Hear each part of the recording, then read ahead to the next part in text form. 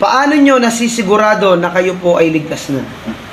Jeremy, salamat sa magandang tanong na tinatanong ngayong gabi na malalaman ng ating mga listeners. Ngayon dito, for the assurance of salvation, andyan yung talata sa John chapter 1 verse 12 to 13 na sabi doon, kapag tinanggap mo si Yesu Kristo, mayroon kang katiyakan ng kaligtasan sa iyong puso. Yan ay kasama doon sa 4 na P kasi ang the way of heaven, yung tinatawag na daan papunta sa langit, ang ibig sabihin nito ay yung katiyakan ng kaligtasan ng tao. Paano ba maliligtas ang tao? Una, may 4 na P. Yung 4 P's. Yes.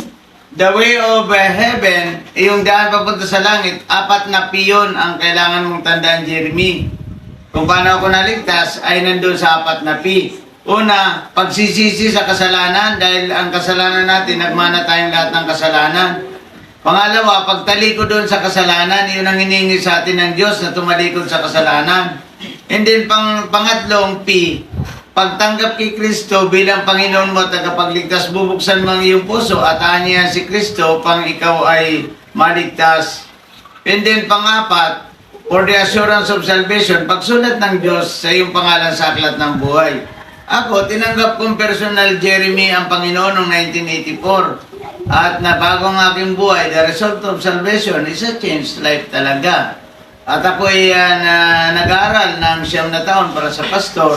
Ako po ay pastor ngayon and then pastor international para sa lahat ng tao sa social media.